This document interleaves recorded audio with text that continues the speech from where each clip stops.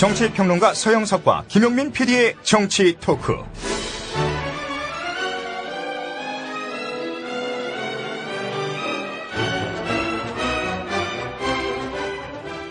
네, 대선을 이제 12일 앞두고 여야 후보 진영의 움직임도 바빠지고 있습니다.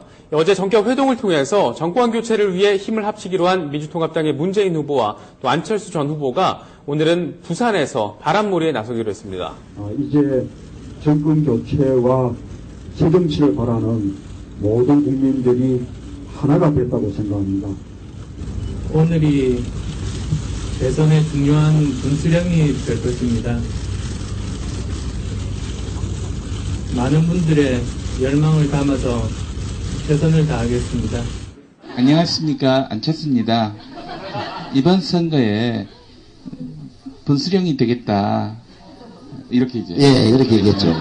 분수령, 네. 준비한 갈림길이다. 네. 예. 여하튼 아주 기분 좋은 상태에서 네. 전주에서 예. 우리 또 여러분들 만나게 돼서 정말 저도 기쁘고 여러분들도 기쁠 거라고 생각합니다. 예, 그렇습니다. 영남 변수 말씀하셨는데, 이 호남 변수는 없겠습니까? 오늘 한화가, 한광옥, 김경재, 뭐 이런 분들이 또 단체로 우리 새누리당 박근혜 후보 품에 안겼는데. 네. 이제 제가 그분들을 참 다 개인적으로 잘 아는 사람들이에요. 특히 한화갑 대표와는 뭐 문자로도 대화 나누시고, 한화갑 대표 얘기가 나와서 그런데 그 양반은 리틀 DJ라고 불리지 않았습니까? 네. 뭐 하여튼 살아온 삶의 궤적이나 철학도 DJ를 닮았는지는 알 수 없지만 목소리 하나만큼은 정말 똑같아요.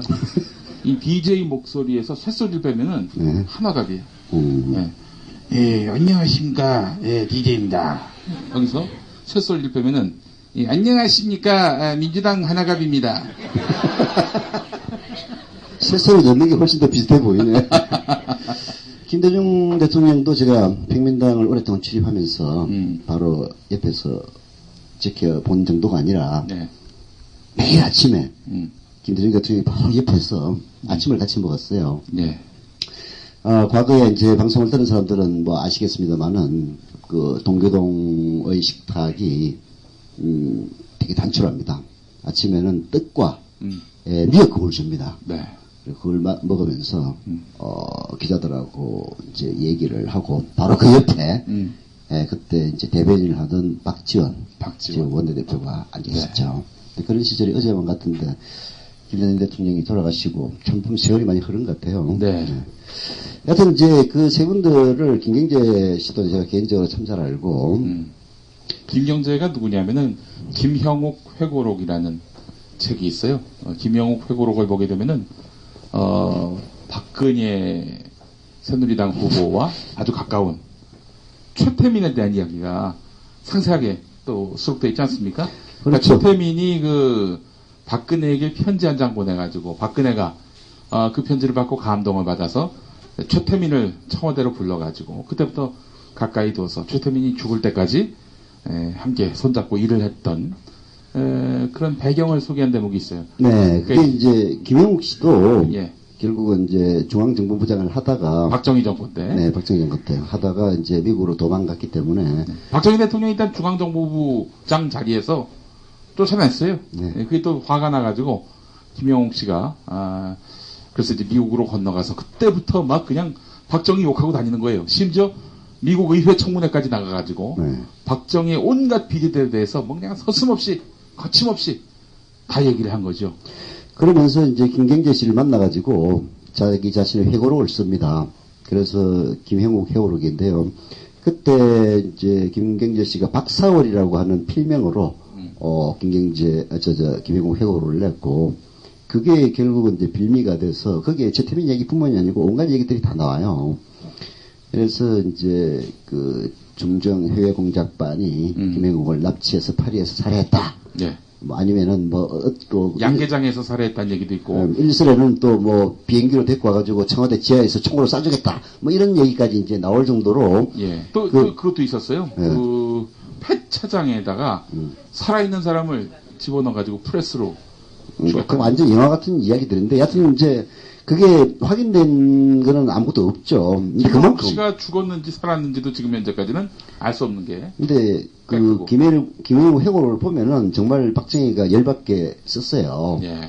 그걸 썼던 사람이 바로 박사월 씨고, 박사월 씨가 바로 김경재입니다. 네. 그래 와가지고, 이제, 결국 국회의원을 한번 했죠?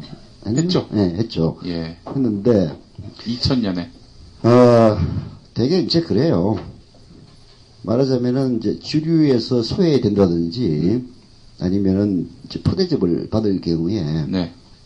갑자기 돌아서는 경우가 굉장히 많습니다. 그러니까 뭐 정치인들이 어느 날 갑자기 막 입장을 바꿔가지고 그동안 자기가 막 공격했던 그 품에 안기는 거는 한 99.9%는 삐져서.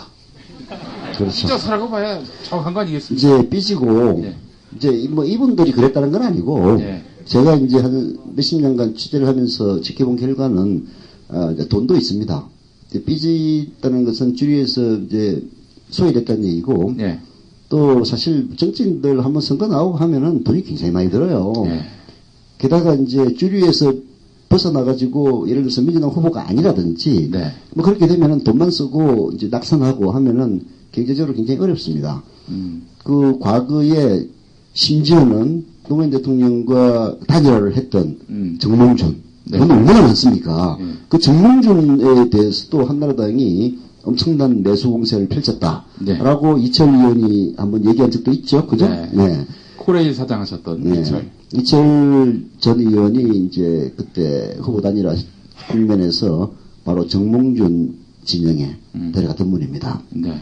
그래서 후보 단일화에 굉장히 큰 공을 세우기도 했는데요. 예. 그분이 그렇게 말씀을 하시더라고요. 우리나라 최고의 부자 중에 한 명인 정몽준한테까지 매수 공세를 펼치는데 예. 오죽하겠느냐, 예. 이제 이런 얘기를 하는데, 뭐 제가 이 세 사람이 꼭 그런 일을 당했다는 거 아니니까 오해를 마시고요. 네. 여하튼 뭐 그런 이제 돈이 계좌된 경우도 있고, 아까 얘기했다시피 그 빈정상에서 그런 경우도 있는데, 어떤 일이든지 간에 정치인들이 길을 선택을 할 때는 말하자면 명분과 대의에 맞게 행동하면은 네. 그 길이 결국은 일시적으로는 손해를 보더라도 네. 길게는 이제 말하자면 명예를 보존하는 길인데 예. 이 세 분의 선택은 결코 올바른 선택이라고 볼 수 없는 네. 누가 봐도 예. 예. 명분보다는 실리에 좀 더 가까운 실리를 좀 더 쫓은 그런 생각이 아닌가라는 생각이 들면서 그리고 이제 조금 이따가 얘기를 하겠습니다만은 네.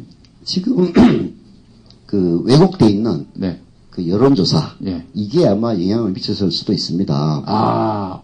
뭐 어차피 내가 민주당에서는 더 이상 활로가 없으니까 기왕이면은 여당 만들기에 자기가 한 몫을 함으로써 이게 호남 이제- 지분을 갖고 예. 그렇게 하면은 뭐 정치적으로 좀 뭐 자기가 지분을 갖고 앞으로 활동하는데 도움이 될 것이다 이렇게 판단한 건가요? 그렇죠. 지금 여론조사를 보면은 계속 박근혜 후보가 지금 앞서고 있지 않습니까?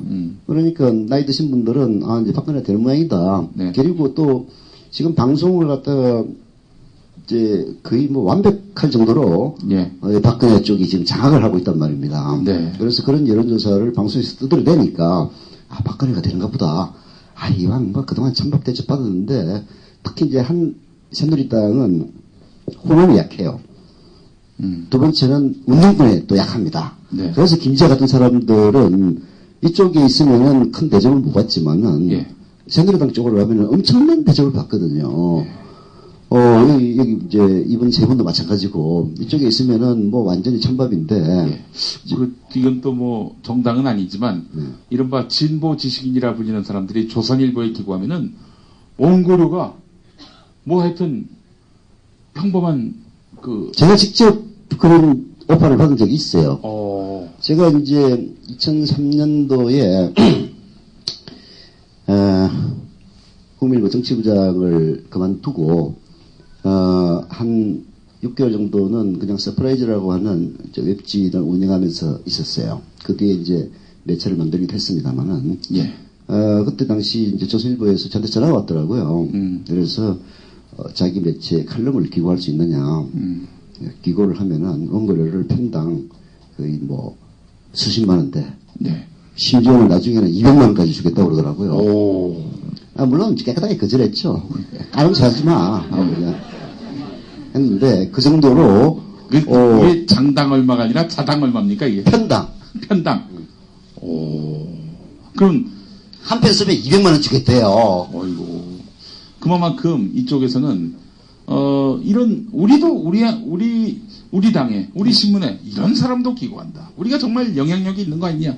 우리가 정말 공신력이 있는 거 아니냐? 이걸 보여주려고 하는 거 아니에요? 그렇죠. 그리고 이제 지금은 뭐 맛이 완전히 갔다고 저는 봅니다만은 2003년도만 하더라도 조선일보가 꽤 영향이 있었어요. 그렇죠. 그러니까 이제 그런 유혹에 넘어가는 사람들이 많이 있습니다. 결국은 지금 변절하는 사람들도 따지고 보면은 그런 유혹에 넘어가는 그런 같은 맥락이 있다고 봐야 되겠죠. 예. 안타깝습니다. 예. 근데 아마 여기 계신 분들 다 젊은 분이라서 김경재, 한광호 하나가 이런 사람들이 구체적으로 어떤 영향력을 갖고 있는지 그런 것은 좀 잘 모를 수도 있어요. 같은 그 동네 사람이지만은. 김경재 씨가 좀 많이 이상해졌어요. 어제 그분의 어떤 그런 정치적 결정 이 문제를 떠나서 어젠가 그런 말을 했다고 하더라고요. 노무현은 싸가지가 없다. 문재인은 예의가 없다. 뭐야 그럼 자기는. 근데 나는 그게 진심이라고 생각을 해요. 네. 나는 그런 걸 정말로 많이 느꼈거든. 본인은 싸가지 없나? 어? 본인은 왕싸가지지. 오늘 보니까 한화갑 우리 전 대표가 이런 말을 했네요. 인당수에 몸을 던지는 심정으로 박근혜 후보를 지지하게 됐다. 이런.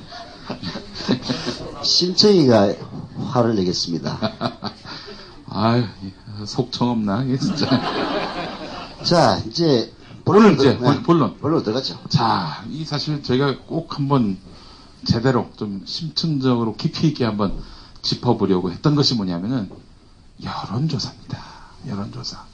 여론조사만 보면은 그 결과만 보면은 투표할 마음이 싹 사라져요. 그죠, 여러분? 예. 그래서 제가 지난 며칠간 열심히 취재를 했습니다. 자, 사실 취재 일선에서 물러난 지가 10년이 넘은 사람인데요. 이 여론조사의 비밀을 캐기 위해서 네. 몸소 뛰었습니다. 예. 여러분, 제가 진정으로, 여러분들이 믿을 수 있다, 이렇게 판단하는 기자들이 있지 않습니까? 주진우 기자도 있고, 또 노종면 기자, 이런 사람들. 또 그 밖에 아주 수많은 훌륭한 언론인들이 참 많이 계십니다만은, 근데 진짜 기자는 누구냐면요. 양심적인 사람, 철학 있는 사람, 당연하죠. 그런데 그런 사람들이 또 보면은 주로 발로 뜁니다. 발로 뛰다 보면은 그 세상 곳곳에 그런 구석진 자리에서 신음하는 분들의 이야기를 많이 듣게 되고 양심과 철학이 거기서 이제 생겨나는 거거든요. 발로 뛰는 기자의 원조라고 하면은 제가 너무 좀 덜 조사한 것 같고 하여간 80년대 90년대 현역 기자로 뛰던 시절에 서영석 기자 역시 발로 뛰는 기자였고요. 정말 많은 책을 읽었고 많은 사람들을 만났던 그런 기자였습니다. 이건 제가 사실은 그렇기 때문에 사실 서영석 대표님하고 제가 이렇게 전국을 돌아다니는 거예요. 예, 여러분들에게 좀 더 생생한 정치의 속살을 알려드리기 위해서 정말 필요한 시기다라고 판단을 해서 이렇게 다니는 건데 서 대표님이 모처럼 취재를 했습니다. 모처럼 했습니다. 예. 결론만 얘기하면은 제가 이제 여론조사 전문가들을 만나거나 혹은 전화로 취재를 하고 또 조금 있다가 이제 얘기하겠습니다만은 여기저기 있는 저희 이제 과거 정보원들 탈탈탈 털어가지고 취재를 했는데 결과를 얘기한다면은 현재의 여론조사는 완전히 엉터리다라고 결론을 지을 수가 있어요. 다소 엉터리다도 아니고 완전히 엉터리입니다. 완전히 엉터리다. 이제 그걸 설명을 해드리죠. 예. 제가 이제 이걸 취재하기로 마음을 먹은 것은 사실 유시민 전 대표 때문에요. 유시민 전 대표가 그 평화방송에 나와가지고 인터뷰를 했는데 그 얘기를 쭉 들어보니까 제가 평소에 의구심을 갖고 있었던 바로 그 대목을 지적을 하더라고요. 그리고 이제 박근혜 후보가 저는 앞서고 있는 줄 알았는데 네. 아닐지도 모르겠다는 생각이 좀 들었어요. 어떤 이유에서 그런 생각이 드셨습니까? 왜냐하면 금감원 전화건이며 예. 그 문재인 후보 아드님 취업건이며 이런 것을 후보가 직접 했잖아요. 네. 그것은 매우 놀라운 일이었습니다. 원래 앞서고 있는 후보는 자기 이미지 관리를 위해서라도 이제 다른 후보에게 직접 네거티브를 하지 않거든요. 네. 근데 후보 본인의 입으로 그렇게 하는 걸 보고 저는, 새누리당에서는 일반 언론에 보도되는 여론조사 말고 다른 걸 가지고 있거든요, 새누리는. 그래서 그쪽에서는 여기 지금 언론에 보도되는 것만큼 그렇게 박근혜 후보가 앞서는 게 아닌 것 같다는 느낌을 좀 받았습니다. 그런 또 해석을 또 하셨군요. 예, 왜냐하면 네네. 지금 이 여론조사는 보면 지난 지방선거나 재보궐선거 총선 때의 그 데이터 흐름이 계속 이어지고 있는데요. 네. 지금 휴대전화 수집이 불법이기 때문에 여론조사 회사들이 이미 가지고 있는 휴대전화의 데이터베이스가 있습니다. 네. 그걸 가지고 계속 돌리는 거거든요, 지금. 그래서 최초의 데이터베이스가 만들어졌을 때 유권자 모집단과의 특성에서 유권자 모집단하고 차이가 있을 때, 네. 특정한 편향이 있을 때, 그 편향이 지속적으로 나타나게 돼 있습니다, 여론조사에. 그래서 지방선거나 보궐선거에서 15%, 20%씩 차이가 났잖아요, 실제 득표 결과하고 네. 여론조사하고. 그런 거 아닌가 하는 생각이 저는 좀 의심이 들었습니다. 그때도 한나라당 쪽은 다른 데이터를 갖고 있었거든요. 네.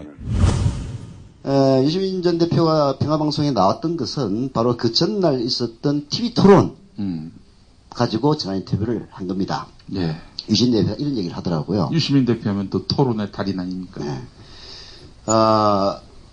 어제 토론에서 하이라이트는 바로 박근혜가 네거티브를 한 것이 하이라이트다. 그렇죠. 라고 얘기를 했어요. 문재인 후보를 상대로. 네, 문재인 후보를 상대로, 저축은행 비리, 아들, 취직 의혹, 이런 문제를 직접 제기하지 않았습니까? 다운 계약서 얘기도 다운 계약서. 했었고요. 그래서. 이정희 대표를 상대로 해서는 당신도 단일할 거면서 왜 나왔냐고. 그러다가 이제,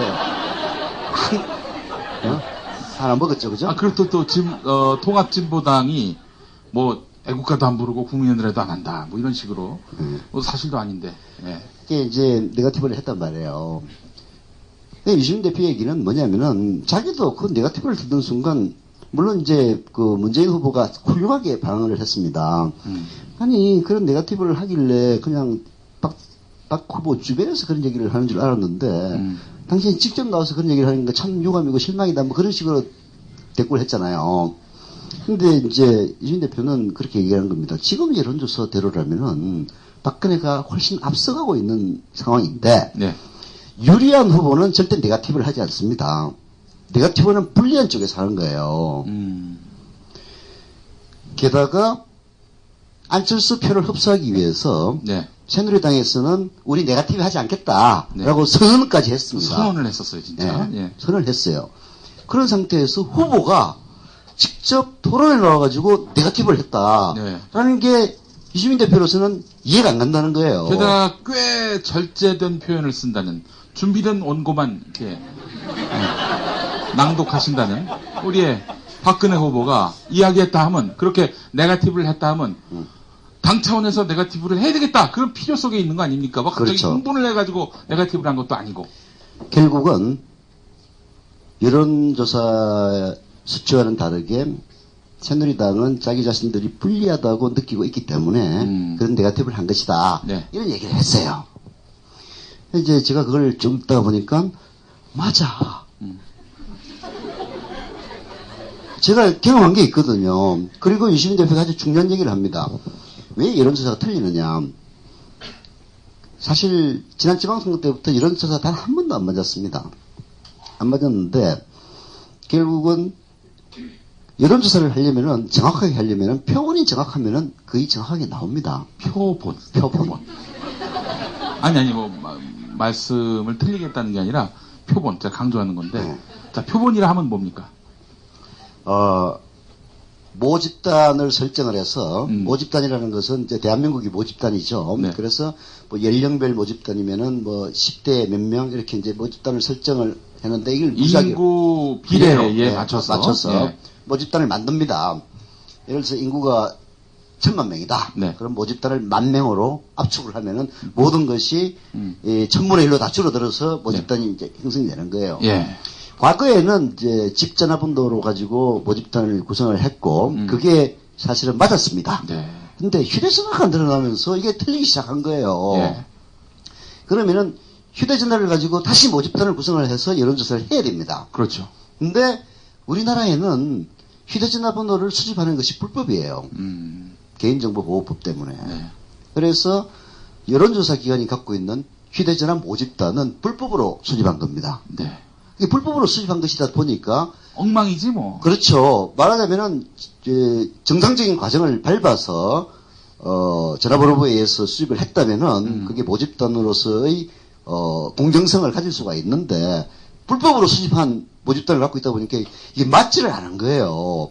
그리고 이수민 대표의 지적은 그때 틀린 게 계속 틀리고 있다는 거죠. 그 모집단이 잘못된 모집단이기 때문에 계속 틀리니까 그때부터 틀린 게 지금까지 계속 틀리잖아요. 한 번도 안 못 맞추고 15에서 20%를 틀렸습니다. 심지어는 6.2지방선거 당시에 이광재 또 4.27 재보선에서 최문순 두 분이 강원도지사에 당선이 됐었거든요.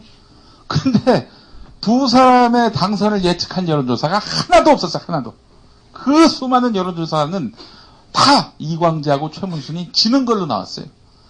아니 어쩌다 프로테이지가 틀린 정도가 아니라 그래서 승부는 좀 맞춰야 될 거 아니야. 그러니까 이제 결국은 이 문제를 해결하려면은 개인정보보호법을 개정을 해서 휴대전화로 정상적인 모집단을 구성할 수 있도록 해야 됩니다. 그래야 이제 정확해지는 거죠. 그런데 그것도 부작용이 많잖아요. 부작용이 많은 정도가 아니라 굉장히 어렵죠. 왜냐하면은 개인정보라는 게 일단 유출이 되면은 여론조사에만 쓰는 게 아니고 또 다른 데 쓰는 놈들이 생긴단 말이에요. 그렇잖아요. 그래서 이게 참 어려운 문제예요. 게다가 또 예를 들어서 오케이 허락을 해준다. 내 정보 갖고 여론조사해도 된다. 이런 사람들만 모아가지고 모집단을 형성해도 그 왜곡된 결과가 나올 수 있는 거 아닙니까? 이게 현실과 현재 여론조사가 틀릴 수밖에 없는 이유는 우선 모집단 구성이 잘못되어 있기 때문에 맞지를 않는 거고 그 모집단 구성이 잘못됐다는 것은 잘못된 것이 전혀 변하지 않고 있다는 것은 과거에 틀린 것만큼 지금도 딱 틀리고 있어요. 틀리는 그 비율이 비슷하게 나옵니다. 15에서 20% 사이로 계속 틀립니다. 그게 첫 번째예요. 두 번째는 여론조사를 할 때 응답률이라는 게 있는데 응답률. 우리나라 사람들의 응답률이 세계에서 가장 낮은 수준입니다. 대선 국면에 들어오기 전에 여론조사의 응답률은 5 내지 7%였어요. 그러니까 이게 이겁니다. 이게 헷갈려 하시는 분들이 있더라고. 1000명을 대상으로 조사했고 응답률이 7%라 하면 이거 70명만 조사한 거 아니냐? 그게 아니고. 그게 아니죠. 1000명을 맞추기 위해서 계속 전화를 했다는 겁니다. 그렇죠. 응답률이 10%라면은 1000명을 맞추기 위해서 10,000명에게 전화를 겁니다. 네. 그럼 10% 딱 나오는 거예요. 예. 그게 응답률입니다. 그런데 답변하지 않는 사람들의 비율은 총 전화 건수의 90% 아닙니까? 그렇죠. 답변하지 않은 사람이 이제 훨씬 더 많은 거죠. 네. 근데 보통 이제 응답률 13%를 기준으로 얘기를 하면은 그 여론조사를 전화를 받았을 때 87%는 여론조사에 응하지 않은 사람이에요. 근데 지금 단계에서 여론조사에 응하지 않는 사람은 바로 문재인과 안철수의 단일화 이후에 서로 화학적 결합이 되지 않음으로써 거기에 대해서 화를 내고 있는 사람들이 대개 응답을 안 합니다. 또 한 가지는 자, 그리고 여론조사 다른 뭐 있습니까? 예, 말씀하십시오. 응답률에 대해서 제가 좀 한마디를 더 하자면은 미국 같은 경우에는 30%의 응답률 그 밑에 자료들은요 다 갖다 버립니다. 의미가 없다는 거예요. 쓸모가 없다는 겁니다. 그래서 차라리 그렇다면은 응답률이 30% 밑으로 떨어지기 전 상황에서 조사를 딱 멈춰라. 그러면은 조사자 수가 많이 줄어들 거 아니에요. 하여튼 그것만이라도 그렇게 해서 30%를 맞추라는 것이 미국의 어떤. 근데 이제 요즘은 그 네. 여론조사 전문가들은 또 그 말을 부정하긴 해요. 네. 응답률은 상관없다. 네. 상관이 없는데 이제 문제는 뭐 그건 서로 이제 이론이 있는 문제니까. 네. 예를 들어서 아니, 방금 그런데 이제 이 부분과 관련해서 2007년 2월 28일자 한국일보 보도를 보면은 그 고려대학교 허명회 교수, 통계학 교수인데 이분은 우리나라 전화 여론조사의 표본 오차는 발표된 것보다 20% 이상 크다고 봐야 한다. 이렇게 이야기를 했어요. 그만큼 응답률, 저조한 응답률은 그 조사의 어떤 오차를 키울 수밖에 없다. 이렇게 본 거죠. 예, 이제, 그래서 뭐 응답률이 이제 그 문제가 있는 건 사실이에요. 너무 낮으면은. 근데 요즘 또 여론조사 하는 사람들은 자기 벌어먹고 살아야 되니까 낮아도 뭐, 저기, 그 2007년에 그런 교수가 주장했다는 것도 알고 있더라고요. 근데 그래서, 과거와는 기법이 다르기 때문에 정확하게 문제가 없다고 주장은 해요. 예. 주장하는데 이제 문제는 아까 얘기했다시피 지금 현재 상황에서는 그 83% 보통 이제 12~13% 나오거든요. 예. 그러면 87%나 88%의 무응답자들이 결국은 야권 지지자일 가능성이 높다는 거죠. 그게 이제 첫 번째 문제고, 여론조사 기간에 따라서 특히 이제 며칠 전에 있었던 그 10% 차이가 났던 중앙일보 여론조사가 이제 대표적인 케이스인데요. 예. 여론조사 기법으로 이제 부풀리는 그런 방법이 실제로 있답니다. 박근혜 지지율을. 예. 예를 들어서 이제 정확하게 묻기 위해서는 오늘이 대통령 선거일이라면 네. 문재인과 박근혜 두 후보 중에서 누구를 뽑겠습니까? 예. 라고 물어야 이게 이제 정확한 여론조사가 되는 거거든요. 예. 근데 이런 식으로 그 하는 조사들이 많이 있습니다. 박근혜 후보와 문재인 후보 중에서 누구를 더 선호하십니까? 라고 물으면은 비슷한 질문인 것 같지만 이제 예를 들어서 안철수를 지지했던 사람들은 선호한다고 얘기할 수는 없죠. 내일 투표라면은 누굴 뽑겠냐 하면은 박근혜냐 문재인이냐 하면은 문재인을 뽑겠지만은 네. 선호하느냐 물으면은 선호 안 해.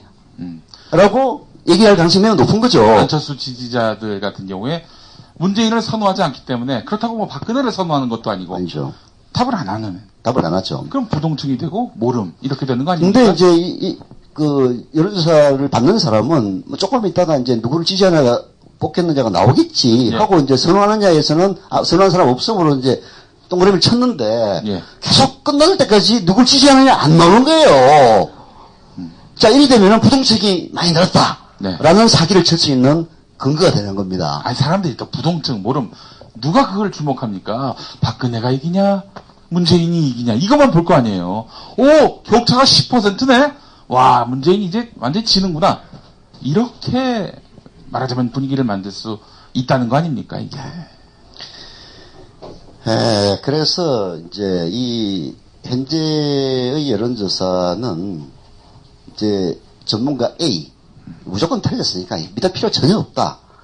도저히 이 현재 여론조사 가지고는 결국 누가 이길지 아무도 예측하기 어렵다. 서영석 대표님이 취재한 전문가 A는 그렇게 얘기를 하더라고요. 전혀 못 믿는다. 네, 그래서 내가 아니 그렇게 얘기할 게 아니라 그렇게 얘기한다고 해서 제가 그 말을 그대로 또 받아들이는 사람 아니잖아요. 네. 당장 이의를 제기했죠. 네.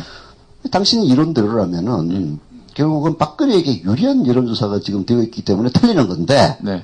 그럼 현실은 문재인이 이긴다는 얘기가 아니냐. 네. 그랬더니 그 부분은 그렇게 추측은 할 수가 있지만은 네. 입증된 건 없지 않느냐. 이제 그런 식으로 얘기를 하더라고요. 네. 근데 여론조사 B 전문가 B는 이제 비슷한 얘기를 하면서 현재 나오는 여론조사에서 박근혜의 수치는 맞다. 네. 라고 얘기를 하더라고요. 박근혜 지지율은 맞다. 맞다. 예. 근데 문재인 지지율은 최고 10%에서 미니멈 5%를 더하면은 대충 현실에 접근한다. 아니 그러면은 동률이거나 이기잖아요. 물론이죠.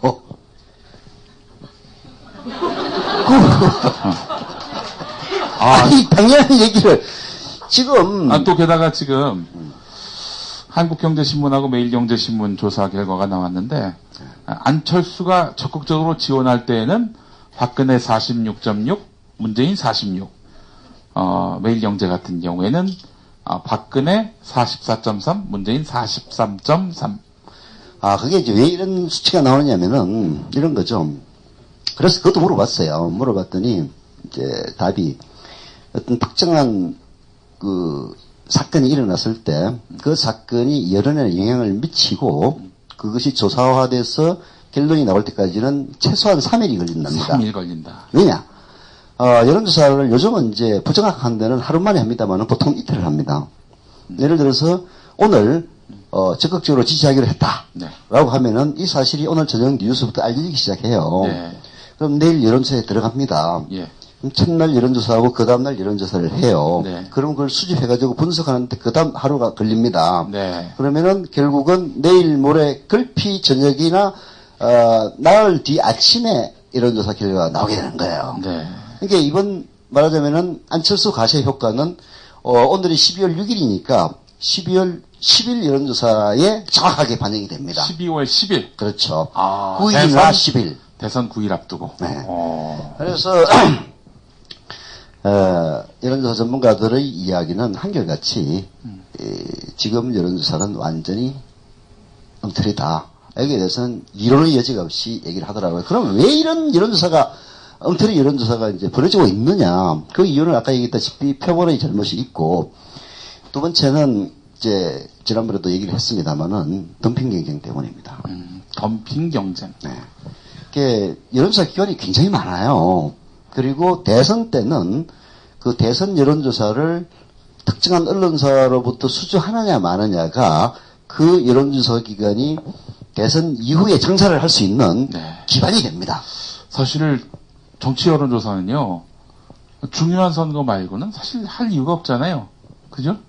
뭐 결국은 여기서 이번 대목이 끝나면은 2014년 지방선거까지 기다려야 돼, 사실상. 이제 그 이후에도 여론조사 뭐를 하긴 합니다. 우리한테 관심이 없어서 모르기 때문인데. 네, 정치 여론조사는 되게 그러죠. 네. 물론 이제 재보궐선거 때나 뭐 간혹 대통령 지지율 뭐 이런 거 조사는 하겠지만은 진짜 대목은 중요 선거죠. 그렇죠.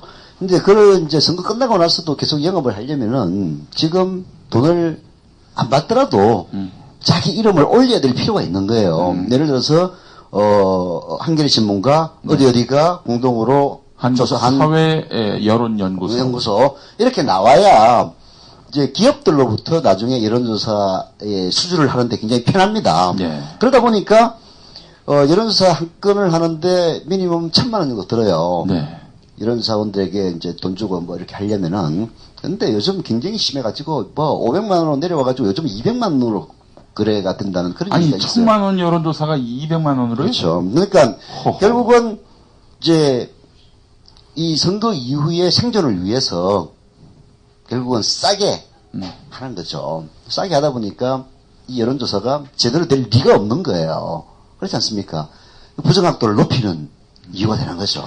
또 특별한 언론사 나름의 어떤 정치적 색깔, 거기 구미에 맞는 여론조사를 만들어내야 한다라는 어떤 모종의 이런 스스로의 압박, 뭐 이런 것들 때문에 대충 조사해가지고 대충 어느 후보에게 유리하게 이런 결과치를 낼 수도 있을까요? 대충 해서 그런 게 아니고, 예. 그 조기숙 교수가 그런 얘기를 하더라고요. 그리고 여론조사 전문가들도 한결같이 이제 저하고는 개인적으로 만나서 하는 얘기니까 다 얘기를 해요. 설문의 내용을 약간 비틀므로써 최소한 여론조사 수치를 5% 안팎으로는 조작할 수 있다. 라고 얘기를 하더라고요. 조기숙 교수는 내게 설문지를 갖다 줘. 10%는 올려줄게. 라고 얘기를 하더라고요. 그래서 난 조기숙 교수는 워낙 좀 약간 공주님가기 때문에 그런가 보다 했는데 여론조사 전문가들도 다 그렇게 얘기를 하더라고요. 조기숙 교수가 공주님과이긴 하지만 공주님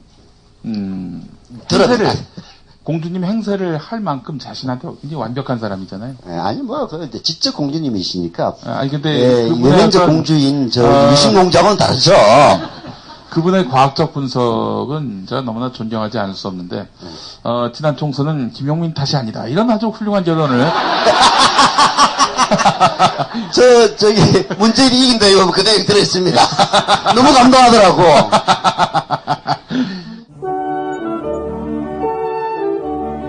지금 여러분께서는 서영석, 김용민의 정치 토크와 함께하고 계십니다.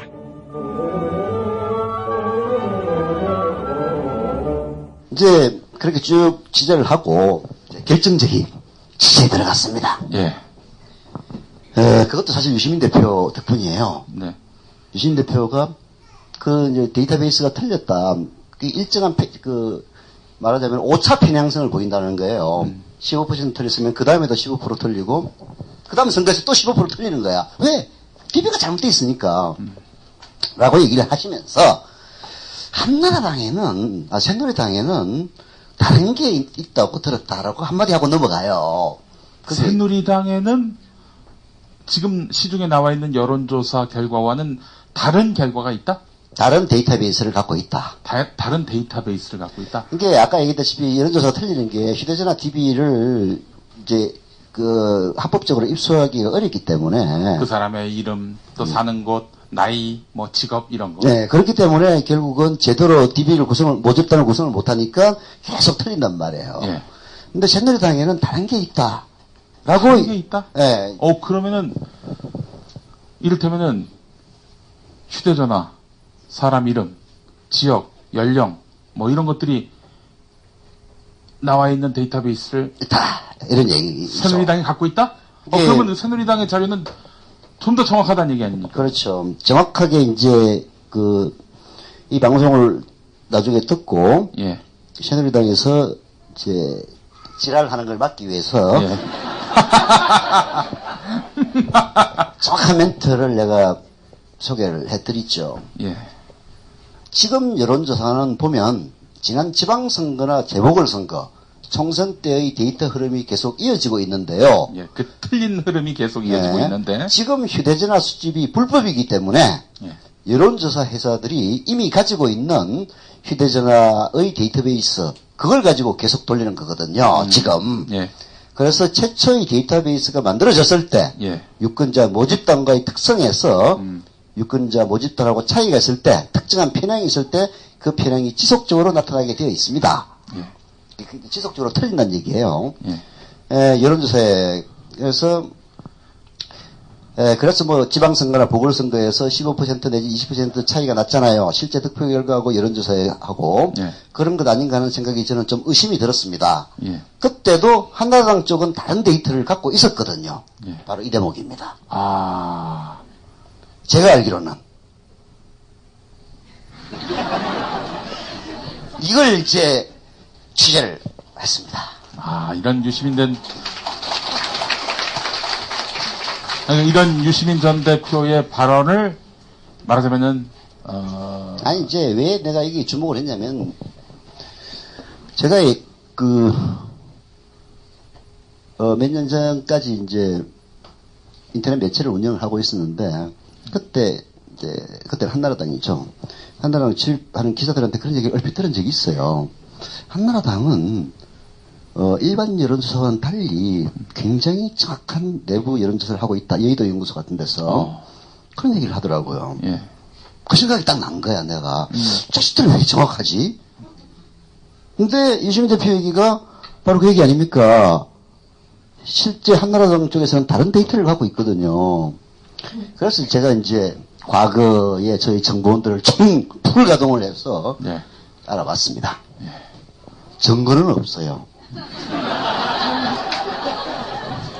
왜냐하면 뭐 데이터를 뭐 손에 넣었다든지 그렇지. 뭐 문건으로 확보한다든지 그런 건 아니고. 근데 이제 제가 복수의 새누리당 관계자들에게 일상적인 대화를 가장해서 넘겨짚고 또 넘겨짚어서 그 다음에 실무선까지 접근을 해서 통화를 해서 내린 결론이기 때문에 증거는 전혀 없습니다. 안 믿으셔도 돼요.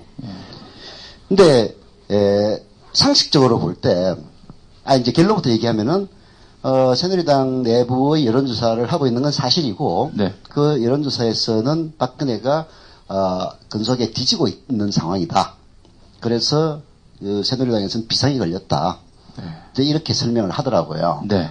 그러면 모든 게 다 설명이 되는 겁니다. 왜 갑자기 일반 여론조사에서는 엄청나게 앞서고 있는 박근혜 후보가 TV 토론에 나와가지고 평소에 안 하는 그런 네거티브 공격을 했느냐. 불리하기 때문에 한 거예요.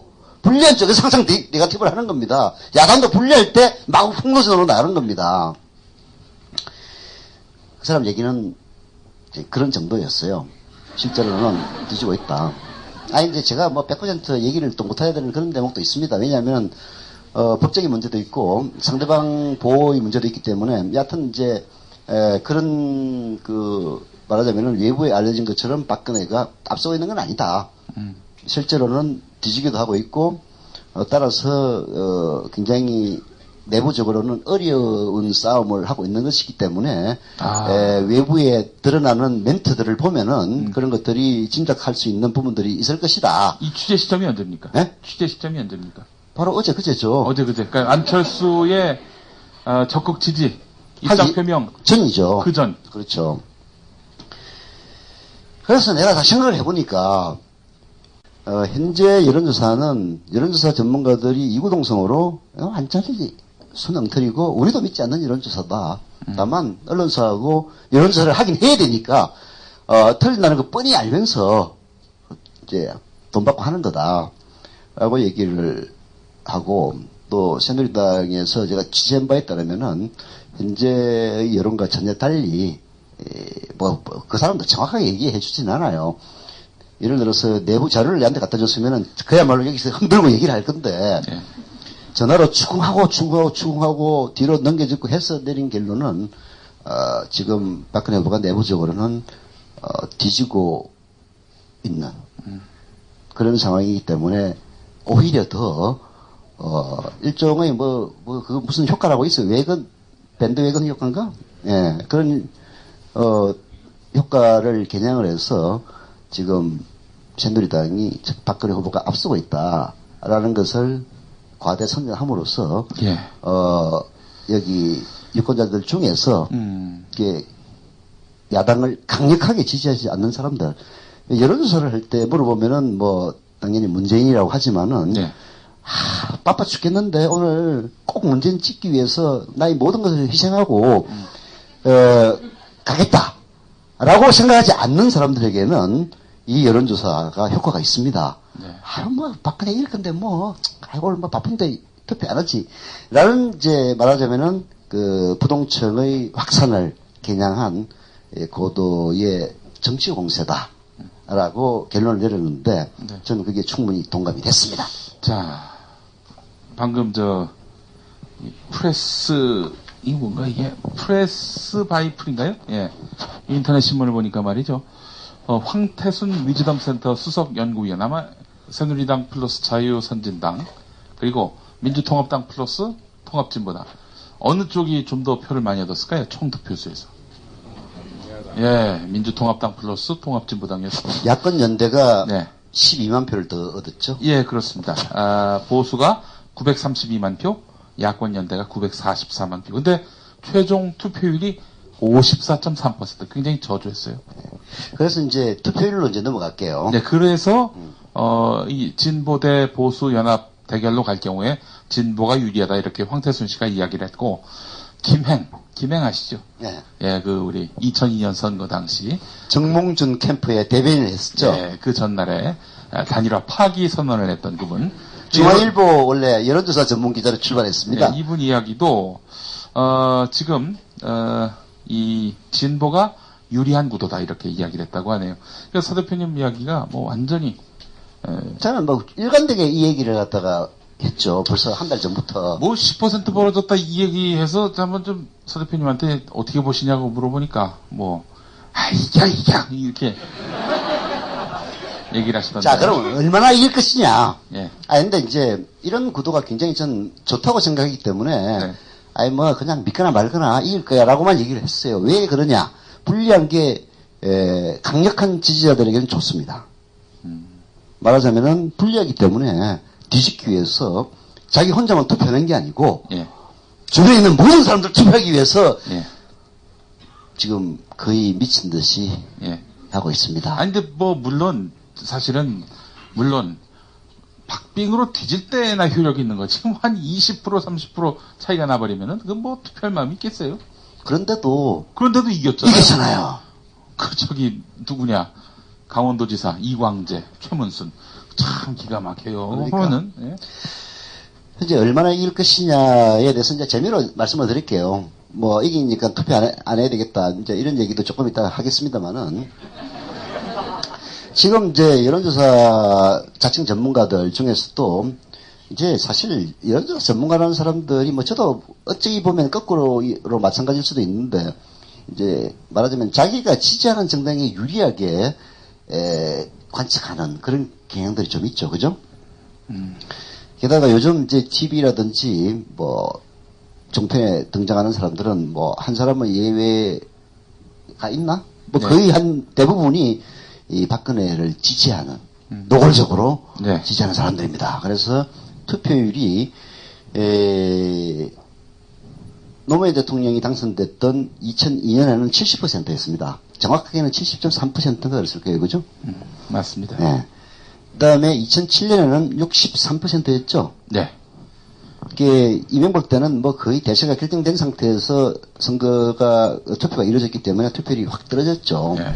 그때 뭐 저도 서 대표님도 투표 안 했잖아요. 근데 그때 투표를 했어야 되는 거야. 근데 지금 후회해요. 앞으로는 네.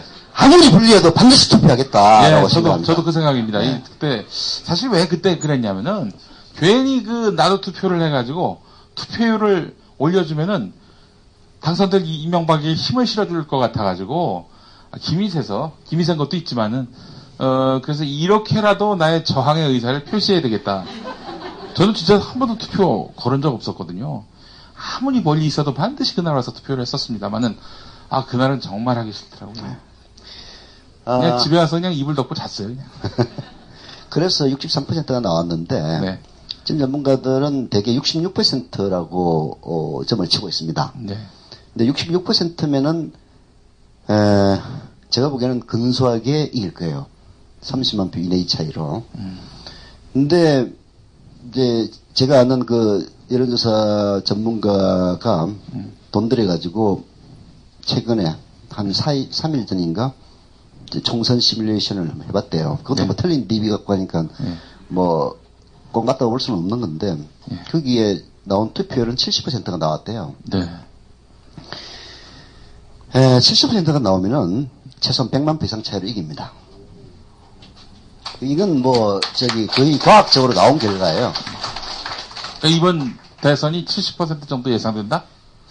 저는 이제 70%가 넘을 거라고 보는데 네. 이제 우호적인 여론조사 전문가들도 68% 정도로 보고 있더라고요. 네. 68%면은 한 50만 표에서 80만 표 사이로 저는 이긴다고 봅니다.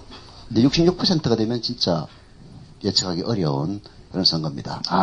그러면 66%가 말하자면은 승부선이다. 승부선이죠. 그래서 친박 전문가들은 66%라고 봅니다. 왜냐하면은 아무리 낮게 잡아도 지난 선거에서 3%는 최소한 더 될 것 같거든. 66%라고 얘기를 하는 거예요. 네. 근데 이제 저는 뭐 다른 이유가 있어서 그런 게 아니고 최근에 여론조사 뭐 틀린 거긴 합니다만은 그래도 그 수치가 낮은 걸로만 보면 맞는 경우가 많아요. 최소한 깎고 들어가는 거니까 투표 적극 의향층이 80%로 보통 나옵니다. 네. 여론조사를 하면은 지금 현재 여론조사에서도 80%가 나오면은 대개 그보다는 실제 투표율이 10% 정도 낮아져요. 그러면 70%는 될 거다라는 것이 첫 번째 근거고 두 번째는 안철수 문재인이 단일화되기 이전에 네. 부동층이 5 내지 10%였습니다. 네. 말하자면은 누군가를 찍겠다고 결정한 사람이 90%에 달하는 거예요. 한마디로. 이 정도로 뜨겁게 달아올랐던 선거 없습니다.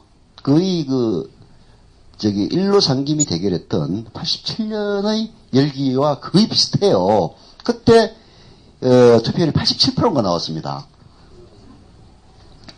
그래서 저는 70%는 가볍게 넘을 거라고 보고요. 네. 여러분들이 열심히 투표를 해서 네. 자기 자신만이 투표하는 게 아니고 예. 주변에 많은 사람들을 투표할 수 있도록 유도한다면은 저는 이번 대선 낙성입니다. 네. 낙선이 아니고 낙성입니다. 낙성. 예. 근데 이제 세대별로 보면요 걱정되는 부분이 있긴 있어요. 네. 지난 총선 때 출구조사를 상대로 투표율을 조사한 적이 있습니다. 근데 투표율은 근본적으로 조사는 불가능해요. 네. 왜냐하면은 세대별로 10대가 누구에게 더 많이 표를 줬는지 이런 것들을 알 수가 없잖아요. 어서 찍고 나오는 사람을 갖다가 그래서 출구조사할 때 그 데이터를 가지고 보통 합니다. 그럴 때 되게 맞아요. 예. 지난 총선 때 같은 경우에는 방송 3사에서 그 표본을 5만 명 정도 했을 거예요. 네. 25만 명 했다는 얘기도 있던데 정확하게 기억이 안 나는데 하여튼 수만 명의 표본을 하다 보면은 네. 비슷하게 맞아 들어갑니다. 예. 그때 19세에서 24세까지의 투표율은 그때 이제 총선 투표율이 54%였죠. 예. 54%였는데 19세에서 24세까지 투표율은 50%가 넘었어요. 즉 대학생들 이 그룹들은 네. 시간이 있기 때문에 투표를 많이 합니다. 예. 근데 투표율이 30%도 안 되는 연령층은 바로 25세에서 29세 연령층이에요. 어허. 쉽게 해서 알바 세대들입니다. 예. 비정규직 세대 88만 세대. 바빠서 투표하러 갈 수가 없는 거예요. 그래서 투표율이 30%로 팍 떨어집니다. 그리고 30세에서 35세도 매우 낮고 그래서 이제 오늘도 뉴스 보니까 그런 뉴스가 있었어요. 대형 마트들이 투표율에도 영업을 한다. 그러면은 거기 나가는 그 사람들은 투표 못 합니다. 아침 8시부터 저녁 10시까지 대충 다 돌리기 때문에. 그리고 또 직장에서 요즘 창원의 이정열 판사가 열심히 이제 투표 상담하고 데이터에 사고 계신데 네. 투표를 하러 가겠다는 것을 그 사업주가 막으면은 네. 징역 2년 이상의 벌금 얼마 이상을 내게 돼 있는데 불행하게도 우리나라에서는 그 법을 적용해서 처벌된 사업주가 지금까지는 단 한 명도 없습니다. 무슨 얘기냐면은 해고될 각오를 하지 않으면은 고발을 못 하는 거예요. 그렇지 않습니까? 네. 투표하러 못하게 한다고 해서 자기 사장을 고발하려면은 그 다음날 잘릴 각오를 하고 해야지. 그렇잖아요. 그래서 사실상 사문화된 건데 이제 그래서 민주노총이라든지 정당에서 앞으로 남은 기간 동안 가장 투표율이 낮은 세대들 바로 일 때문에 투표를 못하는 사람들이 실제로 존재합니다. 네. 그런 사람들의 투표를 올리기 위해서는 그 사람들에게 내 사장한테 가서 투표한다고 그러고 안 하면 그냥 고발한다고 얘기하라고 하는 것은 사실 무리예요. 그렇죠. 그렇지 않습니까? 그러니까 외부에서 그것을 압박하고 강제를 해야 됩니다. 예. 그리고 여러분들도 거기에 힘을 실어줘야 되고요. 예. 그래서 나는 꼼수다에서 요즘에 투표 못하게 하는 대학, 직장, 제보를 받고 있습니다. 제가 그래서 취업을 해가지고, 일일이 다 전화를 한번 드리려고 그래요. 이번 대선 때 일하게 하신다면서, 이거 법률적으로 위반입니다. 이거 처벌받으실 수가 있어요. 그렇게 한번 일일이 전화를 한번 드리려고 그러고 있습니다. 예. 그렇게라도 해야지, 어떡하겠어요. 예. 다시 이 시간을 통해서, 이 주소를 알려드리면은, 10알단, sibaldan@gmail.com으로 어느 회사인지, 회사 전화번호까지 알려주시면 정말 감사하겠고요. 찾기 편하게 사장님 성함도 이제 알려주시면 또 저희가 전화를 하겠습니다. 그런데도 불구하고 끝까지 투표 못하게 하겠다 그러면 제가 이제 그것을 둘러가지고, 오줌을 싸기로 했습니다.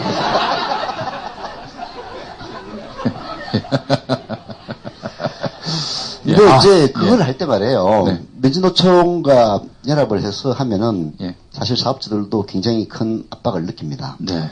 근데 이건 이제 그 영업에 크게 지장을 주는 건 아니거든요. 5년에 딱 한 번 있는 선거일 아닙니까? 네. 뭐 총선 때는 그렇게까지 압박을 갈 필요가 없지만은 대통령 선거에는 사실 앞으로 5년을 대한민국을 통치할 사람을 뽑는 그런 선거에 사업주들에게 압박을 가하는 것이 저는 뭐 도덕적으로나 네. 법적으로 전혀 문제가 없다고 생각해요. 예, 그렇습니다. 여기 이제 오늘 보니까 대학생들이 참 많으신 것 같아요. 네. 대학생분들 한번 손 들어보시겠어요? 예. 어떻게 시험이 언제까지입니까? 끝났어요. 어느 학교? 저요? 예. 폴리텍. 아, 훌륭한 학교입니다. 예. 또 21일 어느 학교예요? 어느 학교? 예? 나쁜 학교야. 왜 그러실까? 거기는 어느 학교? 전북대네. 전북대. 아, 국립대 아니야? 국립대죠. 아, 국립대가 왜 그래? 그 과마다 다른 거 아닙니까? 그죠? 아니 근데 학사 일정 보면은 그게 나와 있어요. 언제까지? 뭐 이제 기말고사. 15일까지 끝납니다. 전북대는 15일까지 끝나게 돼 있어요. 그 교수님이 그러면 연장됐어요? 연장이 됐어요? 전북대학교가 어떻게 된 거야? 왜 갑자기 올해 아니 통상 이제 늘어날 수는 있어요. 왜냐하면은 뭐 추석 연휴가 아주 그 딱 중간에 있어가지고 그 앞뒤로 다 쉬지 않을 수 없는 뭐 그런 상황이라든지 그럼 뭐 나중에 천재지변이 발생해가지고 뭐 예를 들면 학교가 휴교됐다든지 그래서 수업일수 채우기 위해서 그렇죠. 어쩔 수 없이 뭐 연말까지 가는 경우가 있는데 올해 전혀 없었어요 그런 게 그죠? 학사 일정이 예. 과거에는 8월 마지막부터 시작했거든요. 예. 올해는 9월 2일부터 시작했어요. 아 그래도 15주 딱 치면은 대충 12월 둘째 주에 끝나지 않습니까? 제가 이 대학 강의 그 보따리 장수를 해봤기 때문에 이 메커니즘을 좀 압니다. 예. 아, 그렇군요. 이게 그날 투표 보장하지 않는 학교 저희가 다 전화를 한번 드려서, 예, 한번 좀 간곡하게 좀 설득을 하겠습니다. 예. 아, 그 전에, 이렇게 우리를 투표 못하게 하려고 아주 작정을 했구나. 분노를 해야 됩니다, 이게. 분노를 해야 돼서, 무슨 일이 있어도 내가 투표는 하겠다. 이런 마음을 갖고 반드시 투표장의 모습을 나타내셨으면 하는 그런 바람이 있습니다. 근데 지금 이제 돌아가는 상황을 보면은 전 뭐 전두환 때부터 기자 생활을 했기 때문에 총칼로 기자들을 통제하던 그런 시절도 겪었고 노무현 김대중 시절도 겪었고 했는데 이명박 시대를 겪으면서 느낀 게 뭐냐면은 민주정부가 10년을 집권했습니다. 예. 그거를 군사정권으로 되돌리는데 한 2, 3년밖에 안 걸렸어요. 그러나 이명박 정권은 그 이전의 민주정권의 유산 때문에 그 말하자면은 뭐라고 할까요? 포악성이라고 해야 되나요? 그걸 100% 발휘를 못했습니다. 특히 집권 초에 일어났던 촛불 집회 때문에 임기의 그 한 해는 거의 허송세월 하다시피 했죠. 네. 그러고 나서 이제 이명박이 생각을 한 겁니다. 이렇게 물렁하게 나갔다가는 큰일 나겠다 해가지고 사실 바로 그것이 이명박의 뭐 이제 돈을 사기 쳐먹는 거 빼고 나머지의 이제 말하자면은 그 타락의 출발점이 되는 거죠. 불법 사찰도 그래서 합니다. 불법 사찰을 왜 갑자기 하게 되느냐면은 물렁하게 대하니까 방송도 말을 안 듣고 노사모가 준동을 하고 촛불을 갖다가 막 키고 난리 부르스를 친다. 이거 족쳐야 된다 해가지고 생긴 게 바로 청와대에는 사직동팀이 옛날에 있어가지고요. 그게 김영삼 때 말썽이 돼가지고 없어졌습니다. 그래서 청와대에 못 만들고 총리실에다가 만든 게 바로 공익 지원관실. 공직윤리지원관실. 그게 원래 이제 총리실의 일종의 그 감찰실이에요. 그 감찰 대상은 공무원이고요. 공무원입니다. 공무원인데 공무원을 조사하는 걸 넘어서 민간인을 조사를 해, 민간인을. 이게 이명박의 명령만 듣는 불법 사조직을 총리실에다가 집어넣어서 국가의 녹을 먹게 하고 그리고 실제로는 이명박에게만 보고되는 불법 사찰 보고서를 만들고 그리고 이명박의 감정을 상한 놈들을 작사를 내고 조지는 그런 일들을 했죠. 네. 그게 지금 엊그제 이 한겨레 신문에 나오고 한 것들이 다 그런 얘기들입니다. 네. 자, 그렇게 해가지고 왔는데, 그래도 이명박은 만족스럽게 못했어요. 네. 시일이 너무 짧았기 때문에. 여기서 박근혜가 다시 집권하게 된다면 정말, 이거 진짜. 예. 아니, 그것은 지난 5년을 저는 사실 500년처럼 느끼면서 살아왔지만은, 이시왕조 500년. 예. 박근혜가 집권하면은 한 해 한 해가 500년으로 느껴질 거라고 저는 생각을 합니다. 그래서 이제 이건 사실 우리 민족의 역사적 퇴행을 막기 위한 싸움이에요. 이건 단순히 박근혜를 뽑느냐 문재인을 뽑느냐의 싸움이 아닙니다. 최근 들어서 많은 지식인들이나 이제 시민사회단체 인사들, 과거 참여정부를 적극적으로 비판했던 사람들도 다 문재인 지지를 지금 선언하고 있어요. 문재인이 이뻐서 선언한 거 아닙니다. 참여정부 때 일이 모두 다 옳다. 이렇게 생각하는 분들이 그게 지지한 게 아니에요. 그렇게 비판했던 사람들도 이제 박근혜와 문재인의 싸움으로 굳혀지면서 적극적으로 지지선언을 하는 것은 문재인이 이뻐서 지지선언을 하는 게 아니고 박근혜가 되는 것을 막기 위해서 지지선언을 하는 겁니다. 정말로 저는 박근혜가 되면은 이 방송을 시작했던 때부터 이건 정말 국가적인 재앙이 될 것이다. 라고, 얘기를 했습니다만은 그런 이제 절박함이 있습니다. 예, 그래서 이런 절박함이 있는 사람들이 투표를 하는데 질 리가 없는 거예요. 반드시 이깁니다. 이기는데 그걸 막기 위해서 자, 지금 MBC가 오늘도 보니까, 무한도전이 출마합니다. 이런 내용의 문재인 후보의 그 TV 광고를 못 내게 해달라, 이렇게 가처분 신청을 냈죠. 그 기각될 겁니다. 아마. 네, 이게 제가 봤을 때는, 트윗에도 올렸습니다만은, 기각될 걸 모르고 냈겠습니까? 전 기각될 걸 알고 냈다고 봅니다. 그건 뭐겠어요? 박근혜에게, 우리가 이렇게까지 충성한다. 라는 걸 보여주고 싶은, 그런 어떤 노력인 거죠. 지금 우리만큼 저들도 만약에 정권이 넘어갔을 경우에 어떤 일을 당하게 될지 모른다는 절박감이 있습니다. 그러나 그런 놈들이 몇 프로나 되겠어요, 사실은. 그렇기 지금 보수표는 사실 이제 결집될 대로 결집되어 있는 상태라고 저는 봐요. 네. 더 이상 늘어날 건 없습니다.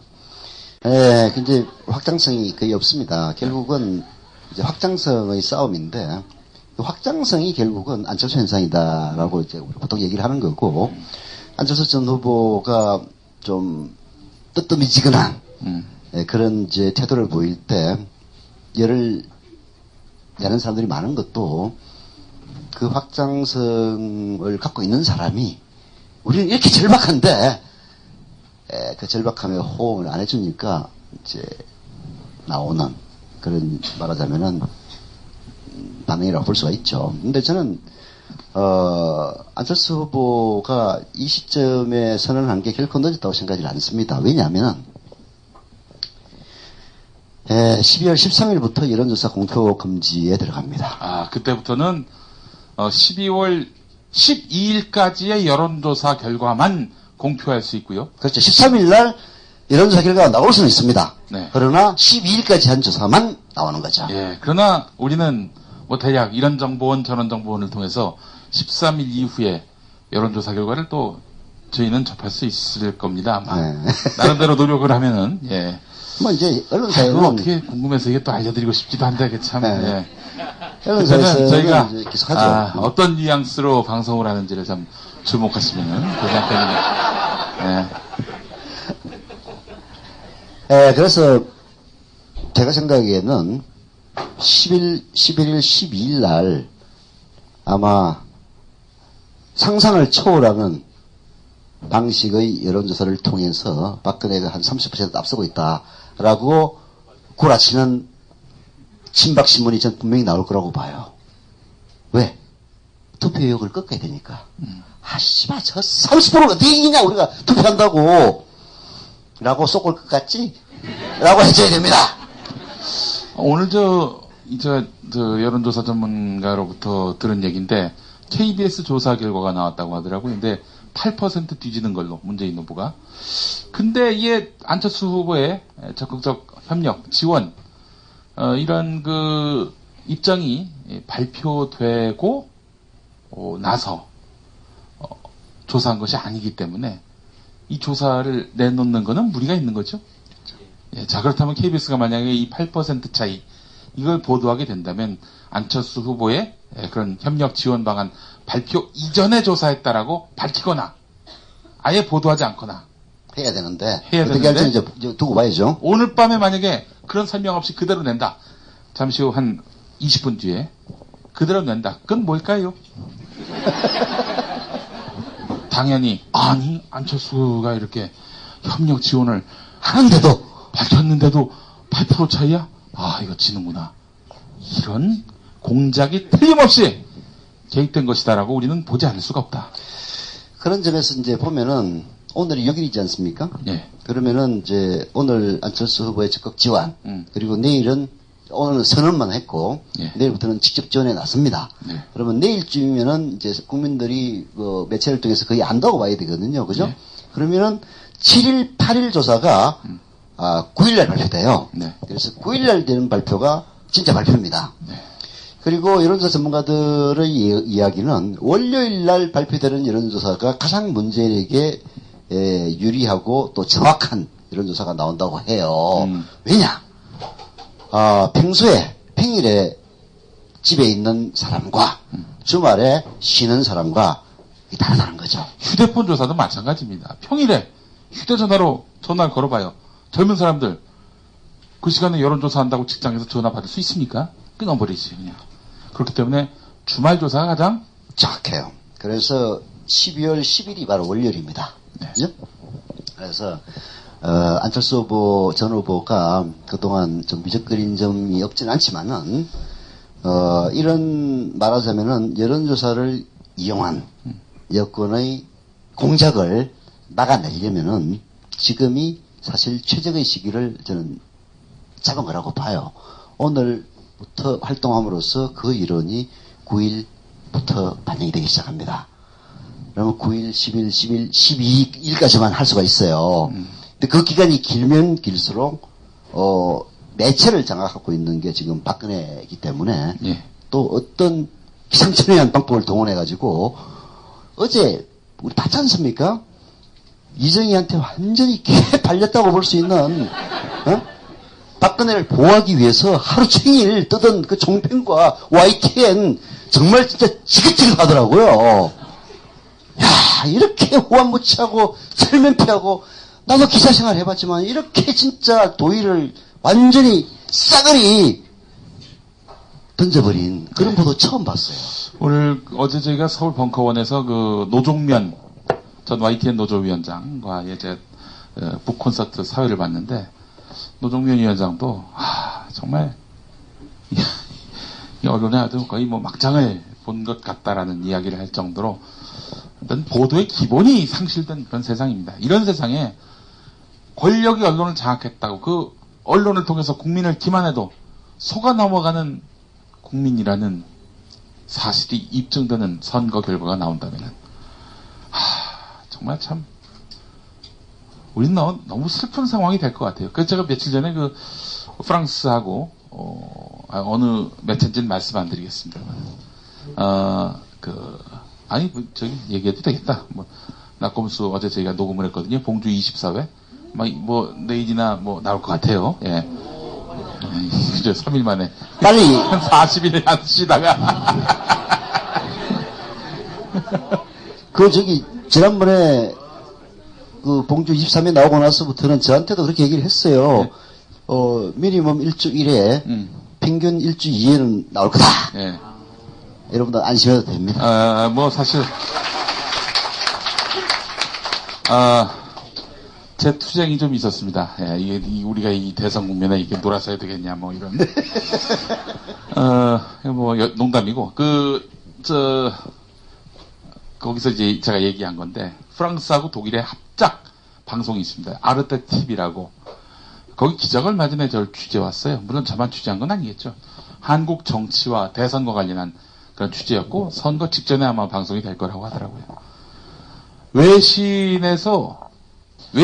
대한민국 대통령 선거에서 가장 관심이 있는 게 뭐냐면은 어떻게 독재자의 딸이 한 절반 정도 지지를 얻는지 도저히 이해할 수 없다는 거예요. 그래서 말이에요. 대한민국이 후진국도 아니고 예. 그야말로 경제적으로만 따지면은 세계 탑 클래스에 드는 그런 나라인데 아니 어떻게 독재자의 딸이 이렇게 물어보더라고요. 참 할 말이 없었습니다. 제가 그때 그래서 그렇게 얘기를 했죠. 뭐 밑도 끝도 없이 했던 얘기가 뭐냐면은 우리는 무혈 민주혁명을 수차례 만들어냈다. 그런 위대한 국민들이기 때문에 이번 선거 결과는 당신들이 그렇게 우려한 대로 결과가 나오지 않을 것이다. 이렇게 얘기를 했는데 그대로 되겠죠? 네. 그렇게 되기를 바라는 마음입니다. 근데 이제 제가 2002년도에 노무현 대통령 당선 때부터 이제 인터넷에서 사실 뭐 이것도 아이패드 미니도 한 보름 전에 샀을 정도로 인터넷을 하긴 합니다만은 거의 뭐 아날로그 세대예요. 그렇지만은 이제 인터넷이라는 수단을 통해서 뭐 트위터라든지 페이스북 이런 걸 통해서 여기저기 얘기를 하고 다닙니다만은 이제는 정말 모든 사람들이 책상을 박차고 나와야 될 때라고 생각을 합니다. 그래서 주변에 있는 사람들을 설득하고 멀리 서울로 가 있는 자기 가족들을 설득을 해서 한편으로도 더 누구를 뭐 문재인을 찍어라 하고 박근혜를 찍어라 얘기할 필요 없어요. 역사의 퇴행을 막는 선택을 해달라 라는 이야기를 저는 반드시 그야말로 나와서 해야 된다고 생각합니다. 그래서 사실 우리도 전국 토크를 다니는 거예요. 그렇게 하려면 우리부터 나와야 될 거 아닙니까? 네.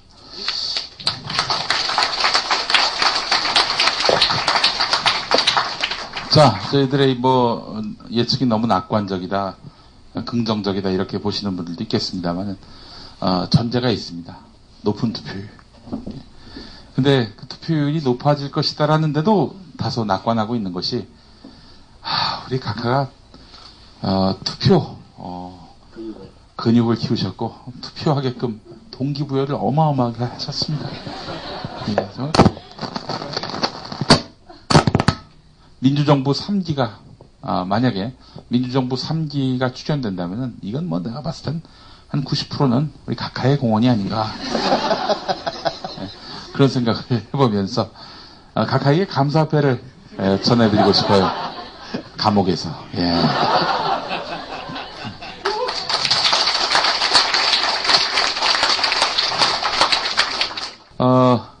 12월 7일 금요일 저녁 7시에는 저희가 광주로 갑니다.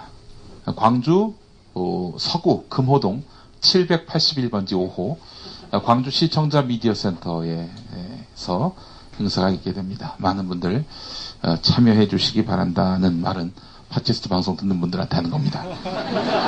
자, 그리고 이번 주 일요일 낮 2시부터 7시까지 서울 종로구 동숭동 199번지 17호에서 벙커원. 벙커원입니다. 빵카원이 아니라 벙커원. 빵카. 여기에서 정치 서적 박람회를 합니다. 30개 출판사에서 200권인가요? 200권? 200종류의 책들이 여러분들을 찾아갑니다. 최신간이면서 이 책들을 적게는 20, 많게는 40% 싸게 사실 수 있는 그런 기회고요. 홍세화, 김미화, 노종면, 우석훈, 주진우, 김진애, 물뚝심송, 김어준, 저도 우리 서영석 대표님도 당연히 오셔야 될 그런 자리. 조기숙 교수가 와야죠. 조기숙 교수님도 이분들이 함께하십니다.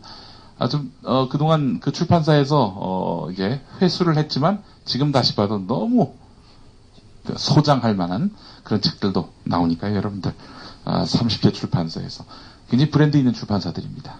여기서 200가지 종류의 리얼 텍스트라는 군소 출판사도 있습니다만은 이것도 팟캐스트용입니다. 전주에서 그거 어떻게 올라와요? 예.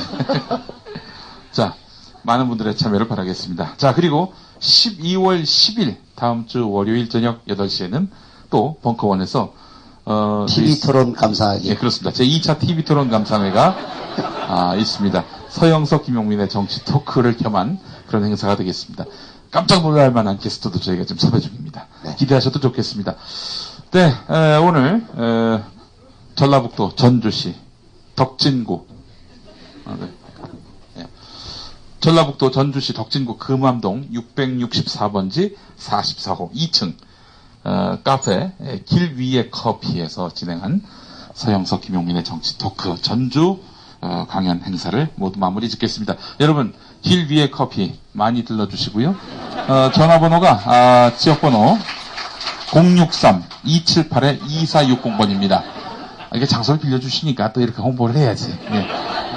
정말 제가 아까 여기 음료를 먹어보니까 와 죽이 돼요. 칠성사이도 너무 맛있더라고. 농담입니다. 예, 저희가 삼다수도 맛있더라고요. 예, 커피 한 잔 마셨는데 예, 정말 맛있는 그런 커피를 또 여기서 즐길 수 있고요. 네, 오늘 순서 모두 마치겠습니다. 여러분 감사합니다.